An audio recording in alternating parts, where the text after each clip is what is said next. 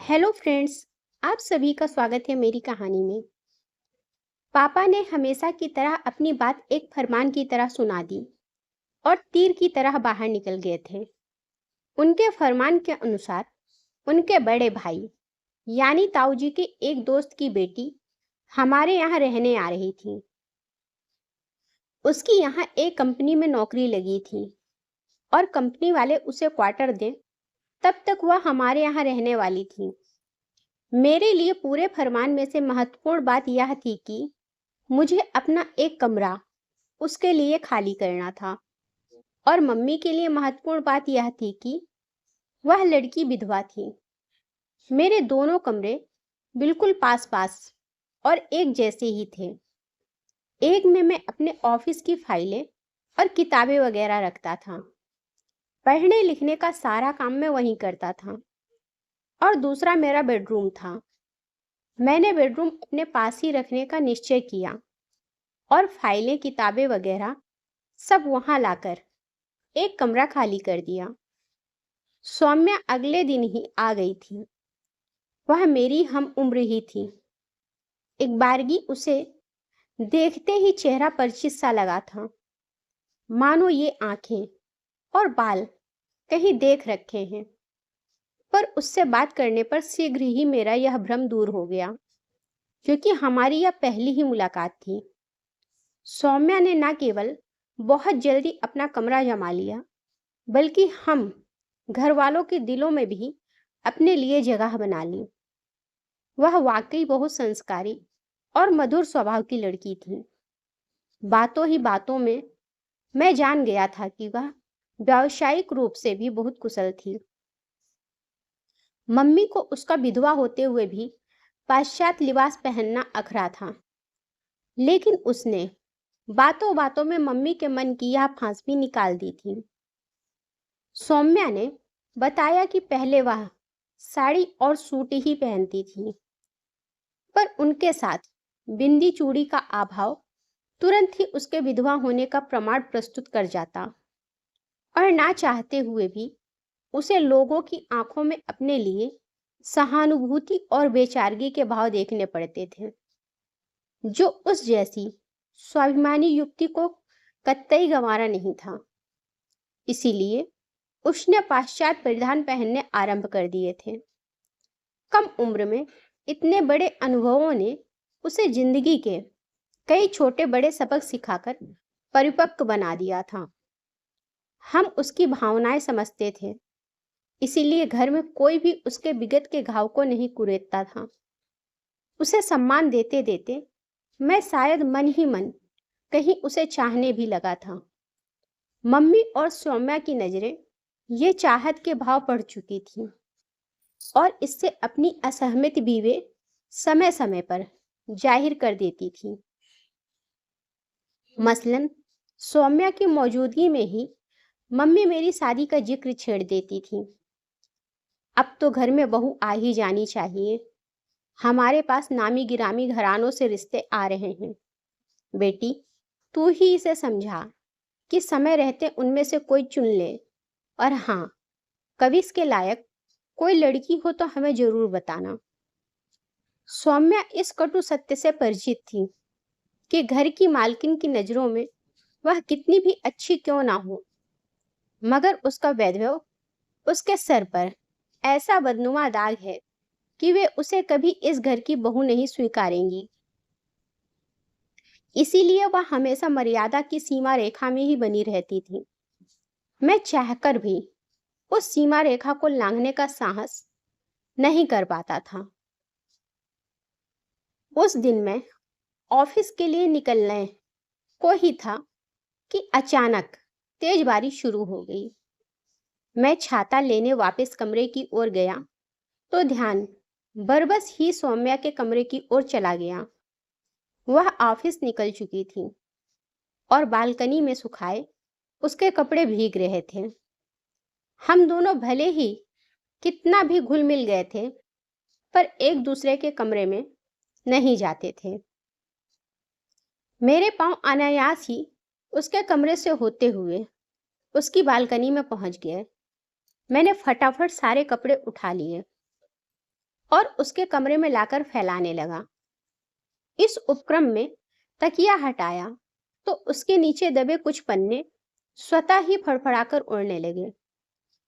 उन्हें झुककर उठाने लगा तो लगा बिजली के नंगे तार से छू गया हूं। पास रखी कुर्सी का हत्था न पकड़ लिया होता तो वहीं भरभराकर ढह जाता। वे खत थे, मेरे अपने हाथों से लिखे गए खत। ये खत इस लड़की के पास कहां से आए? ये तो मुझसे रोहित ने लिखवाए थे, अपनी मंगेतर के लिए। अपनी मंगेतर? मतलब सौम्या रोहित की विधवा है। रोहित अब इस दुनिया में नहीं है। Oh no. मैंने कांपते हाथों से खत वापस तकिया के नीचे दबा दिए। मैं अपने चकराते सिर को थामे बाहर निकल आया था। घर से ऑफिस तक के रास्ते में विगत का घटनाक्रम तेजी से मेरी आंखों के सम्मुख सिनेमाई रील की तरह भांति घूमता रहा। रोहित और मैं कॉलेज में अच्छे दोस्त थे। मैं पढ़ाई में बहुत अच्छा था और वह कामचलाऊ नंबरों से पास हो जाता था। अंतिम वर्ष की पढ़ाई खत्म होने को थी, तभी उसका रिश्ता कहीं पक्का हो गया था। इतनी भी क्या जल्दी है यार? मैंने उसे छेड़ा था। लड़की के माँ बाप नहीं हैं और मामा जल्द शादी कर निपटाना चाहते हैं, रोहित ने स्पष्ट किया था। वैसे इतना तो मैंने भी मन ही मन अनुमान लगा लिया था कि कोई मजबूरी में ही यह रिश्ता तय हुआ होगा, क्योंकि रोहित की तो अभी नौकरी भी नहीं लगी थी, जबकि मेरा कैंपस इंटरव्यू में चयन हो गया था। एक दिन रोहित थोड़ा मायूस सा मेरे पास आया था। उसे अपनी मंगेतर को प्रभावित करने के लिए एक खूबसूरत सा प्रेम पत्र लिखना था। इसकी क्या जरूरत आन पड़ी? मैंने फिर उसे छेड़ा था। लड़की अच्छी, पढ़ी लिखी और सुंदर है, नौकरी भी लग गई है।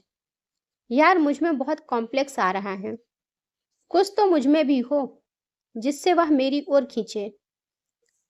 उसकी तरह तारीफ में श्रृंगार और प्रेम रस से परिपूर्ण एक तड़कता फड़कता सा खत लिख डाल, जिसे पढ़ते ही वह मेरे प्रेम सागर में गोते लगाने लगे।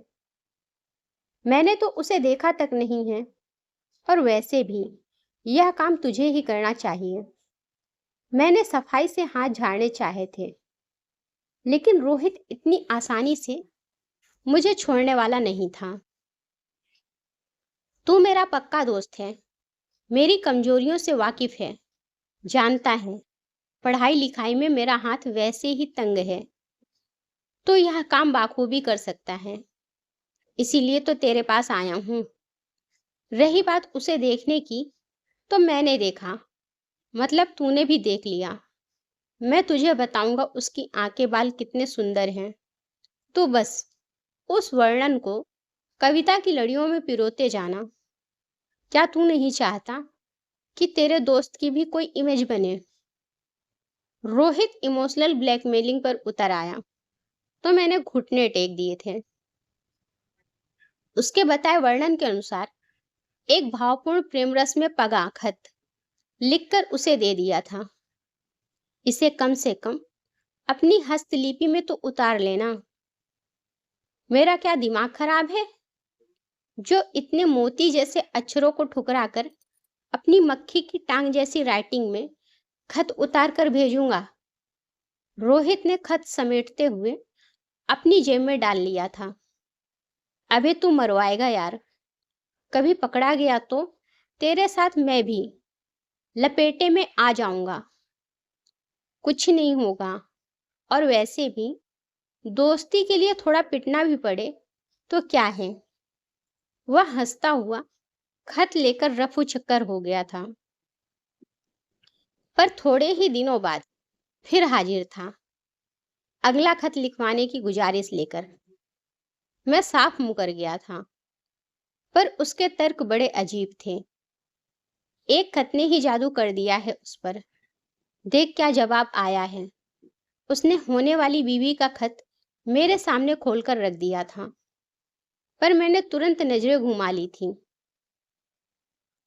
प्लीज यार, मैं यह सब नहीं कर सकता।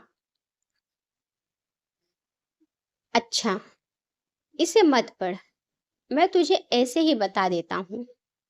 उसने लिखा है कि वह सच बोलना पसंद करती है, और सच यह है कि अभी तक मुझे लेकर उसके दिल में कोई कोमल भावना नहीं थी, पर अब यह खत पढ़ने के बाद उसके दिल में मेरे प्रति प्यार अंगड़ाइयां लेने लगा है। उन मोती जैसे अक्षरों में छुपे मेरे दिल के उद्गारों ने उसे अभिभूत कर दिया है। वह पत्र लेखन की इस श्रृंखला को जारी रखना चाहती है। वह देर तक हाथ जोड़े मेरी चिरौरी करता रहा। मैं उसकी गृहस्थी बसने से पहले ही ना उजाड़ूं, ऐसी मिन्नतें करता रहा। मजबूरन मुझे फिर उसके लिए पत्र लिखना पड़ा। 4-5 पत्र मजबूरन लिखते हुए मुझे महसूस होने लगा कि अब मैं खुद ही उसमें रुचि लेने लगा हूँ। हर खत के जवाब की शायद उससे ज्यादा मैं उत्कंठा से प्रतीक्षा करने लगा हूँ।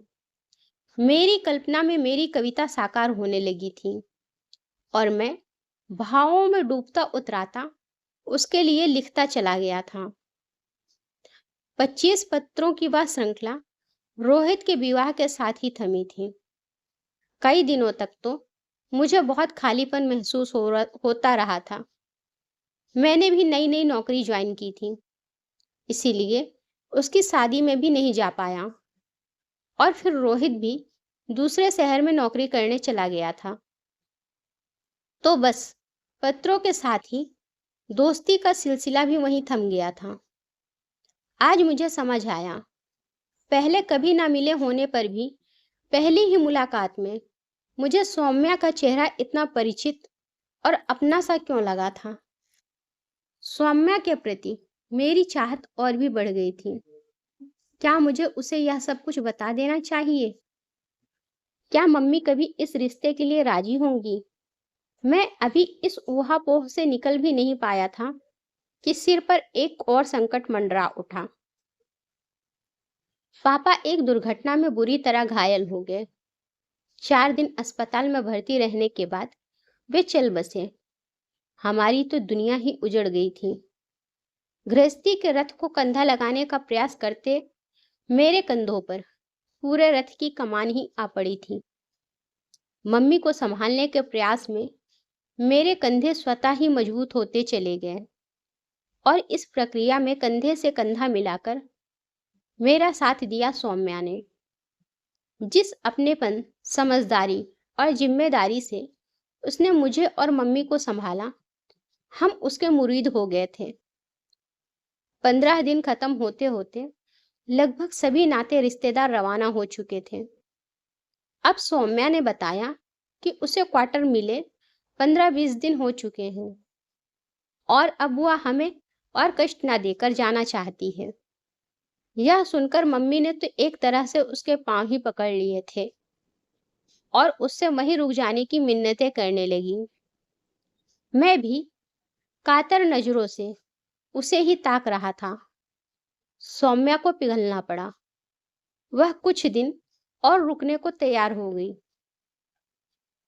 वक्त के साथ वैधव्य को लेकर मम्मी की धारणा बदलती चली गई।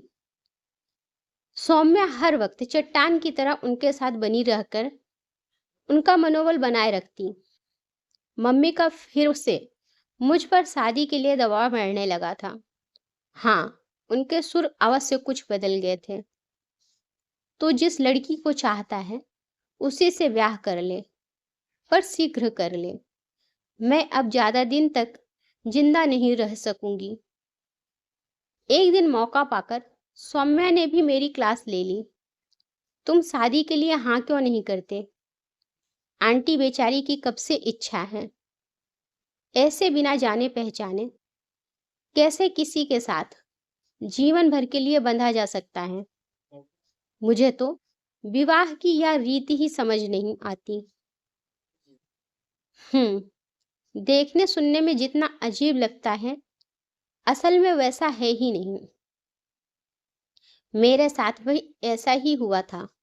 जब रोहित से रिश्ता तय हुआ, मैं उसके बारे में कुछ भी नहीं जानती थी। तुम्हारी तरह ही सोचती थी कि कैसे एक अनजान इंसान के साथ पूरी जिंदगी काटूंगी। फिर पता है क्या हुआ? हमारे बीच खतों का कुछ ऐसा सिलसिला चल निकला कि बिना मिले ही हम एक दूसरे को इतना समझने चाहने लगे जैसे पिछले कई जन्मों से एक दूसरे को जानते हों। सच, उसके खत इतने भावपूर्ण और उन्मादी होते थे कि पढ़कर एक नशा सा छाने लगता था।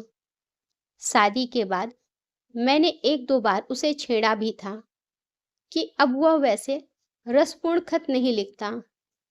तुम सामने तो हो, किसे लिखूं? वह तुनक कर बोला था। अच्छा, वैसी मीठी बातें बोल ही दिया करो। तुम्हें मेरे प्यार पर भरोसा नहीं है सौम्या। हर चीज कहकर या लिखकर ही बतानी पड़ेगी। प्यार के उन अंतरंग पलों में भी वह गुस्सा हो उठा तो मैं घबरा गई थी। फिर कभी उन खतों के बारे में बात करने का साहस नहीं हुआ था। पर सच, आज भी कभी कभी दिल करता है कि कोई वैसे ही प्यार भरे खत लिखे। मुझे एकटक खुद को घूरता पाकर सौम्या को एहसास हुआ कि वह क्या बोल गई थी। आंटी की दवा का टाइम हो रहा है। वह वहां से खिसक ली थी। 2 दिन बाद ही सौम्या की ऑफिस टेबल पर एक व्यक्तिगत पत्र पड़ा था। पत्र खत्म करते करते उसके पसीने छूटने लगे थे। उसने इधर उधर चोर नजरों से देखा। कमरे में रोहित का भूत तो नहीं है? पत्र की तारीख चेक की। कहीं 4 साल पहले का खत डाक विभाग की मेहरबानी से अब मिला हो? नहीं, ऐसा कुछ भी नहीं था। वही प्रेम में पगे मोती जैसी हस्तलिपि में उकेरे अक्षर, मानो उन्हीं प्रेम पत्रों की श्रृंखला की अगली कड़ी हो। अचानक सौम्या के दिमाग में बिजली सी कौंधी। उसने घड़ी देखी। कविश अभी तक घर नहीं आया होगा। उसने तेजी से अपनी फाइलें और पत्र समेटे और टैक्सी लेकर घर की ओर दौड़ पड़ी। अपने कमरे में जाकर उसने पहले रोहित के पत्र बटोरे, फिर आज मिले उस गुमनाम खत से उसका मिलान करते हुए वह कविश की स्टडी टेबल पर जा पहुंची और वहां रखे कागजों को उलटने पलटने लगी। तुम्हारा शक सही है सौम्या। पहले वाले खत भी मैंने ही लिखे थे और यह आज वाला खत भी मैंने ही लिखा है। अपने कमरे में पहुंच मैं निढाल सा कुर्सी पर पसर गया था और विगत का सारा सच उसके सम्मुख बयान कर दिया था। उस बारिश वाले दिन तुम्हारे कमरे में ये खत पाकर मैं भी हैरान रह गया था। तुमसे बात करके तभी सब कुछ बता देना चाहता था, पर तभी पापा का एक्सीडेंट और फिर सब कुछ, मुझे रुकना पड़ा क्योंकि सौम्या सामने फपक फपक कर रो रही थी। तुम्हें मेरी भावनाओं से खिलवाड़ करने का कोई हक नहीं है। वह बिलख उठी थी। मानता हूं, मुझसे गलती हुई। जो सजा देना चाहो दे सकती हो। मैं प्रायश्चित के लिए तैयार हूं। चाहो तो सारी जिंदगी तुम्हें ऐसे खत लिखने की सजा दे सकती हो। मैं खुशी खुशी भुगतने को तैयार हूं। बोलो, यह हक दोगी मुझे? एकाएक सौम्या की रुलाई थम गई थी। अब उसकी नजरें मानो मेरे चेहरे पर एकटक जम सी गई थीं। शायद अब तक पत्रों में उफनता प्यार का समंदर उसे मेरी आंखों में भी लहराता नजर आने लगा था। सौम्या के चेहरे पर उभर रही हया की लाली पल प्रतिपल गहराती जा रही थी। फिर मैंने धीरे से उठकर उसे गले से लगा लिया। तभी माँ कमरे में आ गई। उनको देखकर हम दोनों थोड़ा घबरा गए, पर माँ ने दोनों को पास बुलाकर गले से लगाकर सदा साथ रहने का आशीर्वाद दिया और कुछ दिनों बाद ही मैंने सौम्या से शादी कर ली। आज हम एक बेहतर पति पत्नी के रूप में जीवन जी रहे हैं। अगर आपको कहानी अच्छी लगी हो तो लाइक करें और मेरे चैनल को सब्सक्राइब करें। धन्यवाद।